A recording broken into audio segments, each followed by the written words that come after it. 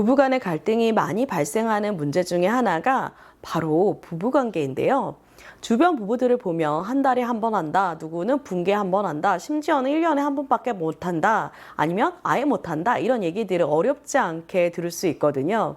그런데 한쪽은 지금보다 부부관계 횟수를 더 많이 원하는데 상대방이 이를 거부하는 경우에 갈등이 시작이 됩니다. 그렇다고 불만족한 쪽에서 외도를 하거나 유흥업소를 다닐 수도 없고, 그렇다고 평생 이렇게 불만족한 상태로 살 수 없으니까 이혼을 진지하게 생각하는 경우가 발생을 하긴 하더라고요. 그러면 부부관계 거부를 이유로 이혼을 할 수 있을까요? 단순히 부부관계를 거부했다는 이유만으로 이혼하는 경우는 굉장히 드물고 이혼 사유로 인정되기도 쉽지 않습니다. 하지만 특정 조건들이 갖춰지면 이혼 사유가 될 수 있는데요. 오늘 영상에서는 어떤 경우에 부부관계 거부가 이혼 사유가 되는지 대법원 판례와 제 경험을 바탕으로 정확한 기준을 설명드릴게요. 안녕하세요. 이혼 전문 변호사 최선혜입니다. 변호사님, 제 친구 아내가 네. 아이를 낳고 나서 부부관계를 거부한다고 하거든요. 그런데 이 기간이 길어지고 언제 다시 관계를 회복할 수 있을지 모르니까 진짜 이혼을 생각할 정도로 심각하게 고민하더라고요. 그래요? 혹시 부부관계 거부나 성불능이 이혼 사유가 될 수 있어요? 먼저 부부관계 거부로 이혼을 할 수 있는 그 법적 근거에 대해서 먼저 살펴보면요. 명백하게 부부관계를 거부한다고 이혼할 수 있는지에 대한 법적 근거가 있진 않아요. 하지만 민법 840조 제6호를 보면요. 혼인을 계속하기 어려운 중대한 사유가 있을 때를 재판상 이혼 사유로 규정하고 있는데 부부관계 거부가 여기에 해당할 때에는 이혼 사유가 될 수 있어요. 그런데 이 중대한 사유가 어디에 해당되냐? 대법원에서는 명확한 기준을 제시하고 있어요. 부부간의 애정과 신뢰가 바탕이 되어야 할 혼인의 본질을 상응하는 부부의 공동생활관계가 회복할 수 없을 정도로 파탄이 나고 그 혼인 생활을 계속 강제하는 것이 일방 배우자에게 참을 수 없는 고통이 되는 경우라고 말하고 있습니다. 여기서 중요한 건 회복할 수 없을 정도로 파탄이라는 표현이에요. 그냥 일시적으로 관계가 안 좋은 게 아니라 정말 돌이킬 수 없을 정도로 망가진 상태여야 된다는 뜻이거든요.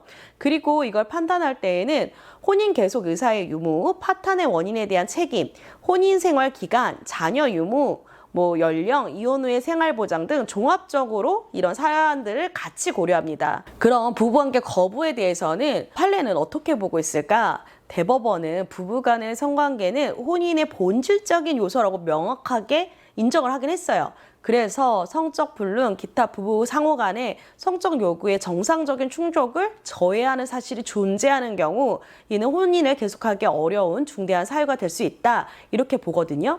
하지만 여기서 끝이 아닙니다. 중요한 단서 조항이 있어요.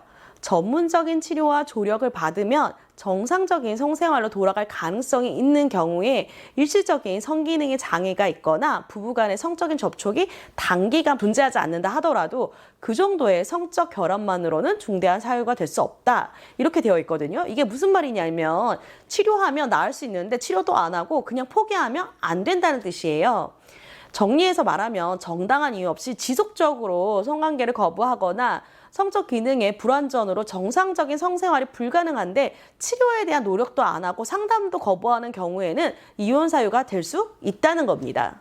그럼 부부관계 거부 때문에 실제로 이혼을 한 사례들도 있어요? 실제로 소송에서 부부관계 거부만 가지고 단독 이유로 문제가 되는 경우는 거의 없어요. 대부분 다른 문제들과 복합적으로 얽혀서 나타나거든요. 한 판례를 보면 아내가 결혼식 당일부터 혼인생활 중 뚜렷한 합리적 이유도 없이 원고와의 부부관계를 거부를 했어요.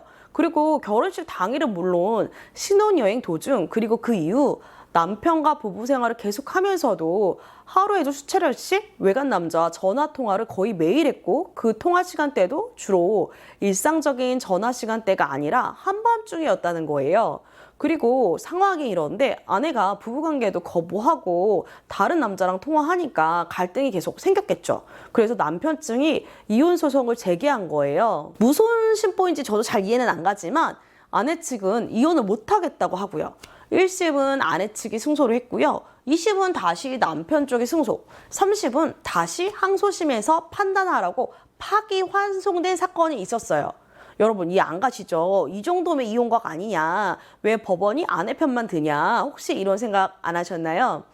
아내인 피고가 성관계를 거부한 이유가 무엇인지, 피고가 전화 통화한 상대방이 누구인지, 그리고 그렇게 장기간 동안 수없이 많은 통화를 한 이유가 무엇인지, 그리고 개선의 가능성은 없는지 등에 대해서 충분히 살펴보고 심리를 했어야 되는데 안 했다는 것이 대법원 파기환송이 된 가장 큰 이유입니다. 그러니까 부부관계를 거부한 이유가 남편의 변태적인 성향이나 성병, 을 앓게 돼서인지 아니면 단순한 거부인지, 수차례 통화한 사람이 남자는 맞는지, 상담을 위해 통화한 것인지 등이 밝혀졌어야 됐다는 게 이유였어요. 그러니까 부부관계 거부에 있어도 무조건 부부관계를 거부한다는 것이 이혼 사유가 되는 것이 아니라 이 거부 사유에 합리적인 이유가 있고 서로가 노력을 해서 회복할 수 있는지 여부를 면밀하게 살펴봐야 된다는 거죠. 또 다른 사례에서는 남편이 성매매나 경제적 무책임이 주된 문제였고 부인의 이런 부부관계 거부는 그 결과로 나타난 증상이라고 판단한 사례도 있습니다. 그러니까 부부관계 거부는 종종 경제적인 무책임, 아니면 배우자의 무시, 폭언, 외도, 강압적인 성관계 요구 등 다른 심각한 문제의 결과로 나타난 경우가 생각보다 많거든요. 그렇다면 배우자의 부부관계 거부로 이혼을 하고 싶으면 어떻게 준비해야 되냐? 가장 중요한 건 배우자가 정당한 이유 없이 부부관계를 거부하고 있다는 사실과 그로 인해 혼인관계가 회복 불가능할 정도로 파탄에 이르렀다는 것을 인과관계를 충분히 증명하는 거예요. 그럼 이런 증거들을 확보해야 될 거 아니에요? 그럼 어떤 방법이 있을까? 첫 번째는요, 당사자의 일관된 진술이에요. 재판에서 양측 모두 부부관계가 없었다는 사실을 인정하는 경우는 당연히 도움이 되겠죠. 근데 인정 안 할 수도 있잖아요. 그런 경우에는 카카오톡이나 녹음 등의 증거가 있으면 무조건 도움이 됩니다. 두 번째는요, 부부 상담 기록이라던가 대화 내용입니다. 부부관계를 거부하거나 없는 게 문제라면 이를 솔직하게 드러내고 서로가 전문가의 상담을 받거나 치료를 받아서 노력하자, 이런 증거가 필요해요. 이것도 마찬가지로 카카오톡, 통화 녹음, 대화 녹음이 있으면 매우 좋을 것 같아요. 부부관계 개선을 위한 노력, 상담 시도, 그 과정에서 오간 카톡이나 문자 등이 정말 중요한 증거가 되거든요. 특히 상대방이 상담이나 치료를 거부했다는 기록은 개선 의지 부족을 보여줄 수 있기 때문에 이 경우는 훨씬 더 유리할 수 있습니다. 마지막으로 이제 의료 기록이에요. 성기능의 장애가 원인이라면 전문의를 통해서 성적 결함의 여부, 치료 가능성, 치료 노력의 여부 등이 확인될 수 있으면 도움이 됩니다. 단순히 부부관계 거부만 주장하지 마시고 부부관계 거부가 다른 갈등의 요인과 어떻게 엮여서 혼인관계를 파탄에 이르게 했는지, 그리고 부부관계를 위해서 내가 노력을 했지만 상대방이 이를 거부해서 개선의 여지가 없는 것을 종합적으로 설명하는 것이 가장 중요합니다. 아무리 배우자가 잘못했다 해도 절대로 외도 등으로 정조 의무를 위반하시면 안 됩니다. 상대방이 부부관계를 거절했다 하더라도 본인의 외도는 또 다른 유책 사유가 돼서 이혼 소송에서 굉장히 불리하게 작용할 수 있어요. 정리하자면 부부관계 거부 그 자체만으로는 이혼 사유가 되기는 어렵고요. 정당한 이유가 없는 장기간의 거부, 치료 거부 등이 혼인 요소의 본질적인 요소가 상실되어서 혼인관계를 회복하기 불가능할 정도로 파탄에 이른 경우에만 이혼 사유로 인정될 수 있습니다. 그리고 이런 문제는 대부분 다른 복합적인 갈등 요소들과 함께 발생을 해요. 각 가정의 상황은 개별적이고 복합적이기 때문에 단순히 부부관계 거부가 이혼이라는 단순 공식은 성립하지 않습니다. 따라서 만약 이런 고민을 안고 계시다면 반드시 이혼 전문 변호사와 구체적으로 상담을 받으시고 본인 상황과 비교를 해서 분석도 해보시고 가장 현명한 해결책을 찾으시는 것을 추천드립니다. 오늘 부부관계 거부가 이혼 사유가 되는지에 대해서 설명드렸는데요. 제가 13년 넘게 변호사 생활을 하다 보니까 이혼을 하려고 찾아오시는 분들을 보면 부부가 서로 노력하면 충분히 해결될 수 있는 문제인 경우가 간혹 있습니다. 그런데 그동안 갈등이 점차 쌓이다 보니까 이런 노력조차 시도하지 않고 감정 싸움으로 번지는 경우가 의외로 많더라고요. 제가 여러분들에게 드리고 싶은 말씀은요. 이혼까지 생각하셨다면 이혼하기 전에 내가 할 수 있는 최대한의 노력을 먼저 마지막이라고 생각하고 해보시기 바랍니다.